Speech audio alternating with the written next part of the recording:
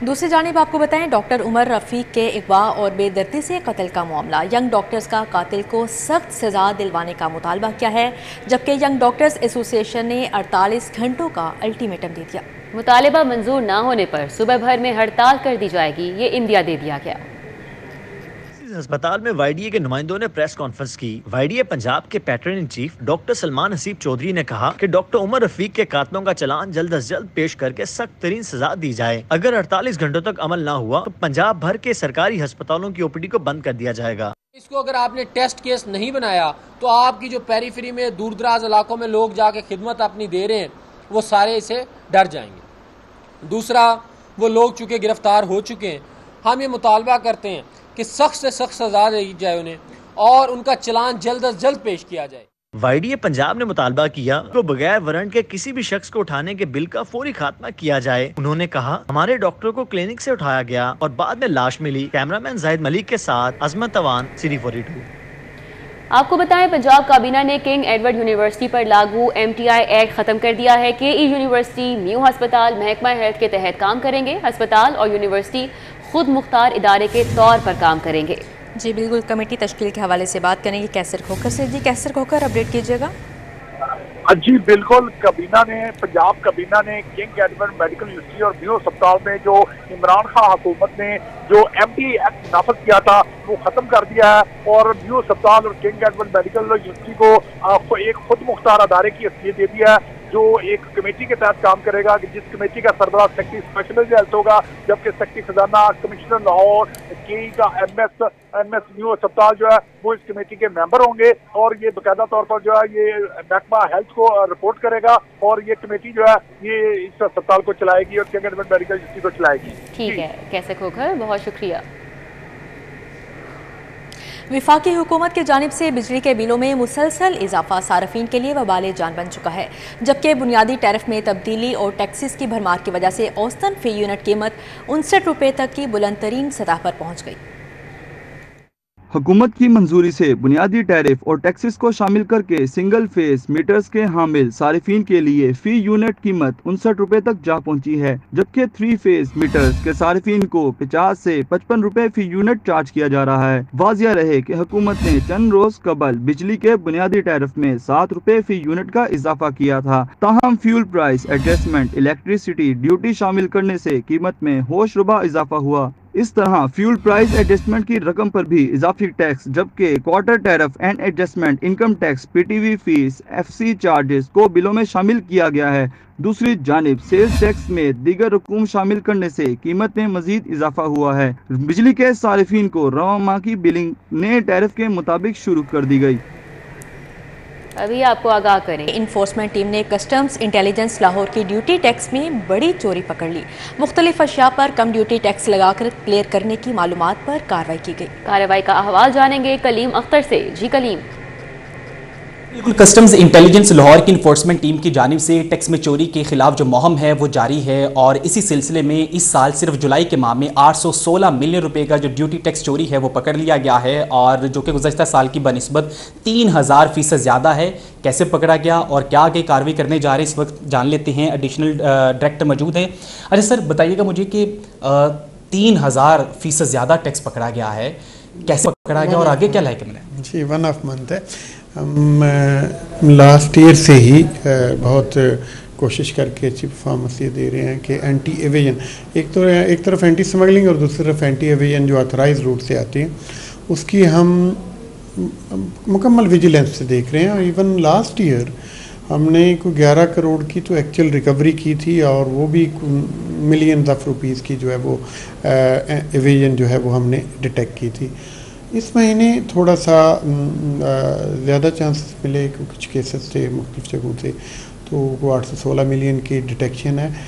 एक और जो बड़ी अहम चीज़ हमने वो की है, वो जो हमारे SMEs की पॉलिसी है वो बड़ी अच्छी है कि जो ऑथराइज रूट से आ रहे हैं और अगर उसमें कोई डिटेक्शन हो जाती है तो उनको और स्मगलरों को एक तरह ट्रीट ना करें और अगर वो प्रिंसिपल अमाउंट डिपॉजिट करा देते हैं तो उनको फ़ाइन पेनल्टी के लिए कंट्रावेंशन भेज दें, उनको ब्लॉक ना रखा जाए।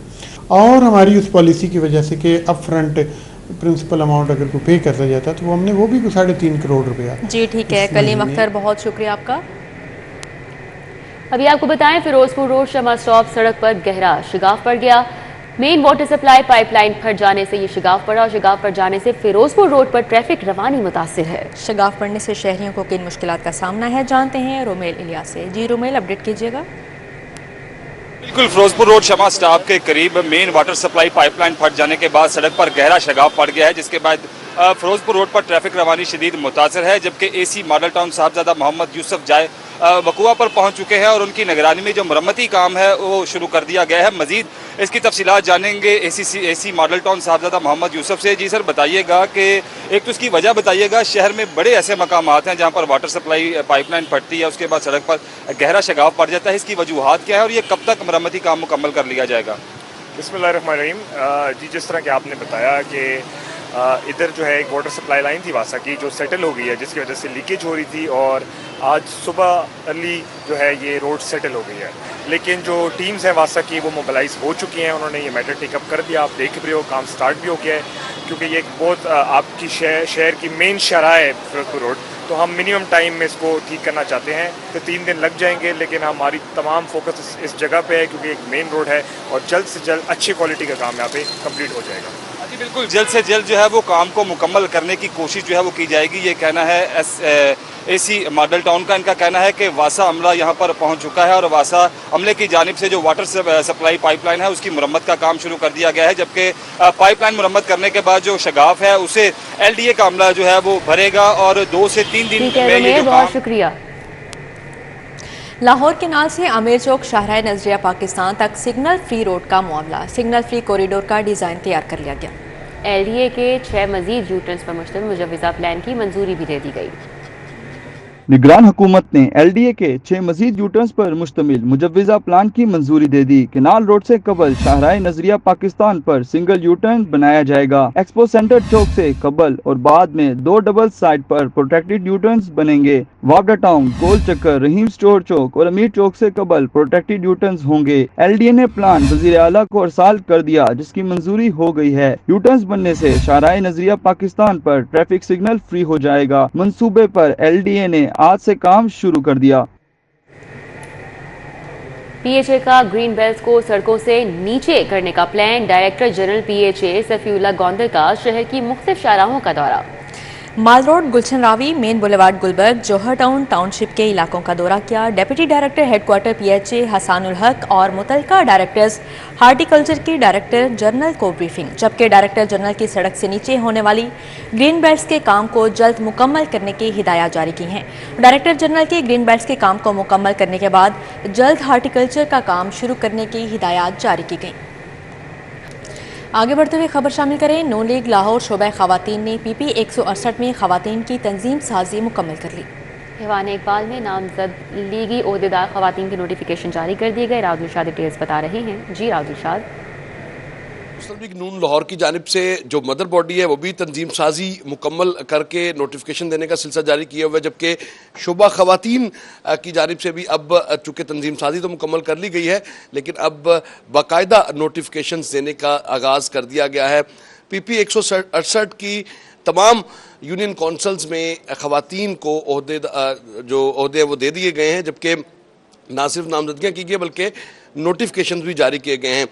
वज़ीर-ए-आज़म टू कोऑर्डिनेटर ख्वाजा अहमद हसन, सदर शोबा खवातीन लाहौर सादिया तैमूर, साबिक रुकने सूबाई असम्बली राबिया फारूकी और एडिशनल जनरल सेक्रेटरी मुस्लिम लीग नून लाहौर सैयद तौसीफ शाह ने नामजद खवातीन को नोटिफिकेशंस भी दिए हैं। बात करेंगे ख्वाजा साहब से। ख्वाजा साहब, इलेक्शन की बड़ी तैयारी चल रही है, आपको लगता है कि इलेक्शंस होने जा रहे हैं? रहीम, बिल्कुल होंगे इलेक्शंस। देखिए, ये तो जमहूरियत का हुस्न है और ज़रूर होंगे इंशाअल्लाह। अभी शुरुआत है। अभी अब देखिए, अब ये फैसला हुआ है कि जो नया सेंसस हुआ है उसके मुताबिक हल्का बंदियाँ होनी चाहिए। उस पर सब मुत्तफिक हैं, सारे सूबाई सारी हुकूमतें मुत्तफिक हैं, फेडरल गवर्नमेंट का भी वही पॉइंट ऑफ व्यू है।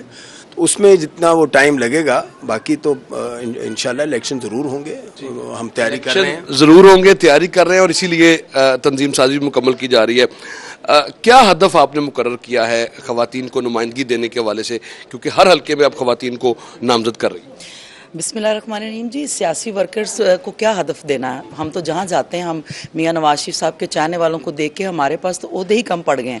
बिलीव कीजिए कि हमारी ख़वातीन के अंदर इतना जज्बा है, और जब से हमारी चीफ़ ऑर्गेनाइज़र मरियम नवाज शरीफ साहबा आई हैं, ख़वातीन को लगता है कि उनकी एक आवाज़ अब उनके अंदर मौजूद है।